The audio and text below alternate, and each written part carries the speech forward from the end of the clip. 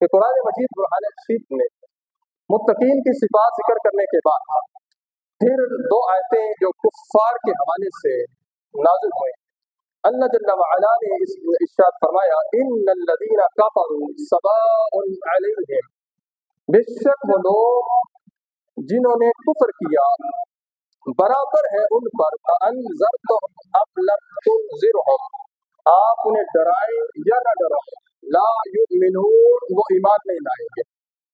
ختم اللہ علی قلوبہم وعلی سمعہم، اللہ نے ان کے دلوں پر اور ان کے کانوں پر مہر لگا دی، وعلی ابصارہم غشاوہ،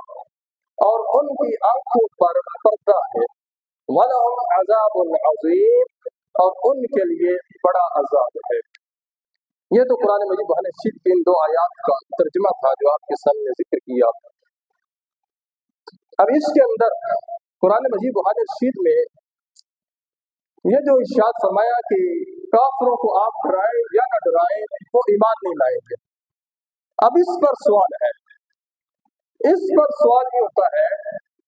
کہ جب یہ بات اٹک تھی، اللہ نے قرآن میں بیان کر دی، نبی علیہ السلام کو بتا دیا کہ یہ لوگ ایمان لانے والے ہیں ہی نہیں، یہ کبھی ایمان نہیں لائیں گے، آپ جتنا مرضی ان کو نصیحت کریں، نصیحتیں کرتے رہیں، ڈراتے رہیں، یہ ایمان نہیں لائیں گے۔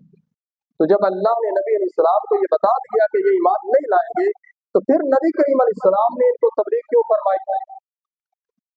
سوال ذہن میں آیا کہ اللہ رب العزت نے جب بتا دیا کہ یہ کافر ایمان نہیں لائیں گے، نبی علیہ السلام کو پتہ چل گیا یہ کافر ایمان لانے والے نہیں، تو پھر نبی کریم علیہ السلام انہیں تبلیغ کیوں فرماتے رہے، ان کو نصیحتیں وصیتیں کیوں کرتے رہے، ان کو ڈر کیوں سناتے رہے؟ جب یہ پتہ ہے کہ یہ ایمان نہیں لائیں گے تو محمود علیہ السلام کے اس تبلیغ کرنے کا کیا فائدہ؟ تو اس کا جواب یہ ہے کہ اگر نبی کریم علیہ السلام یہ تبلیغ نہ فرماتے، ان کو نہ بتاتے، تو ممکن تھا کہ اللہ رب العزت کی بارگاہ میں یہ عذر پیش کر دیتے قیامت والے دن کہ ہمارے پاس تو اسلام کا پیغام تو لایا ہی نہیں،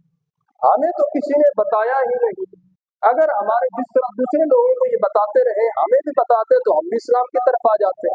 تو ہمیں تو کہا ہی نہیں تھا، بس ہم سے یہ دور دور رہے اور دوسرے لوگوں کو بتاتے رہے، جن کو بتاتے رہے وہ اسلام لے آئے، اگر ہمیں بتاتے تو ہم بھی اسلام لے آتے، تو ہمیں چونکہ بتایا ہی نہیں تو ہم اسلام کیسے لے کے آتے، ہمیں تعلیمات پہنچائی ہی نہیں۔ تو نبی کریم علیہ السلام نے حجت کو تمام کرنے کے لیے ان کو تبلیغ فرمائی تاکہ قیامت والے دن یہ کوئی عذر پیش نہ کر سکے۔ تو محمد علیہ السلام نے بالکل واضح جو ہے وہ تبلیغ فرماتے رہے، نبی علیہ السلام نے اپنی ذمہ داری ادا فرما دی۔ اور دوسرا اس کا جواب یہ ہے کہ نبی کریم علیہ السلام انہیں تبلیغ فرماتے رہے، اب وہ ایمان لائیں یا نہ لائیں، نبی کریم علیہ السلام کے تبلیغ فرمانے سے محبوب کریم علیہ السلام کو رب کائنات کی طرف سے ثواب عطا کر دیا گیا، نبی علیہ السلام کو ثواب عطا کر دیا گیا، اب وہ ایمان لاتے ہیں یا نہیں لاتے یہ ان کا فعل ہے، نبی علیہ السلام نے اپنی ذمہ داری پوری فرما دی۔ اب اس سے ہم سبق جو حاصل کریں گے وہ یہ ہے کہ ہمیں بھی چاہیے کہ ہم اپنے کلیگ کو، یہ تو ویسے وہ تو کافر تھے اور یہ مسلمان ہیں، ان کو جو ہے وہ نماز کی دعوت دیتے رہیں، یہ نہ سوچے کہ انہیں کتنی دفعہ کہا یہ اٹھتے ہی نہیں ہے، یہ جاتے ہی نہیں ہے، انہیں کہنے کا کیا فائدہ؟ نہیں، ان کو دعوت دیتے رہو، ان کو کہتے رہو، انشاءاللہ یہ چونکہ مومن ہے اور مومنوں کو نصیحت فائدہ دیتی ہے، ایک وقت آئے گا یہ خود بخود مسجد کی طرف آ جائے، اور اگر نہ بھی آئے تو کم از کم آپ کے ان کو نصیحت کرنے سے، ان کو تبلیغ کرنے سے، ان کو بتانے سے آپ کے حصے میں ثواب آتا رہے گا، اور مفت کا ثواب ملتا رہے تو اور کیا چاہیے؟ مفت کی نیکیاں آپ کو مل رہی ہیں اور کیا چاہیے؟ تو یہ نبی کریم علیہ السلام کی سیرت سے ہمیں پتہ چلا، وہ اسلام جانتے تھے یہ ایمان نہیں لائیں گے، رب نے بتا دیا، مگر اس کے باوجود نبی علیہ السلام تبلیغ فرماتے رہے، تو ہمیں بھی چاہیے کہ ہم اپنے مومن بھائی کو، مسلمان بھائی کو بتاتے رہیں، کہتے رہیں، تو انشاءاللہ ایک دن آئے گا کہ جب یہ لوگ خود پھر مسجد کی طرف آ جائیں گے۔ پھر اس کے بعد ایک دوسری آیت کے اندر اللہ رب العزت نے ارشاد فرمایا کہ اللہ نے ان کے दिलों पर मोहर लगा दी, इनके कानों पे मोहर लगा दी, इनकी आंखों पर पर्दा है। अब यहाँ पे एक सवाल होगा कि जब इनके दिलों पे मोहर लग गई, जब इनके जो है वो कानों पर मोहर लग गई, जब इनके दिलों पे पर्दे पड़ गए, तो फिर ऐसी सूरत में ये कैसे सुनते? इनको मोहर लग गई है,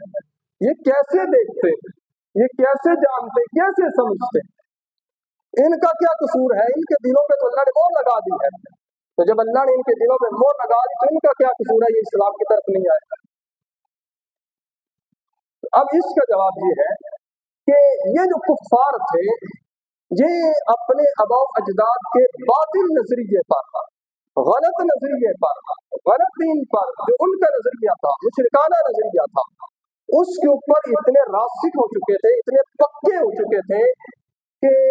अब ये अपनी हट धर्मी और बेजा जिद की वजह से इस्लाम की तरफ आ ही नहीं रहे थे। इतने पक्के हो गए कि अब इन्हें जितनी नसीहत की जाती जो है उतनी कम थी। अब इतने पुख्ता हो चुके कि अब जो है वो इनके दिल ऐसे हो गए कि अब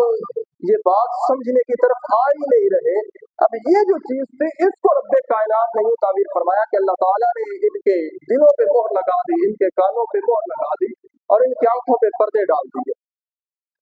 क्योंकि ये अब हक को कबूल करने की तरफ आ ही नहीं रहे, बल्कि इसकी सलाहियत ही नहीं रखते। ये अपने मुशरिकाना अकीदे नजरिए पर इतने पुख्ता हो चुके हैं कि अब हक की जो है वो कबूल करने की सलाहियत ही नहीं रही उनके अंदर। तो फरमाया कि अल्लाह ताला ने इनके दिलों पर मोहर लगा दी, इनके कानों पे मोहर लगा दी और इनकी आंखों पे पर्दे डाल दिए।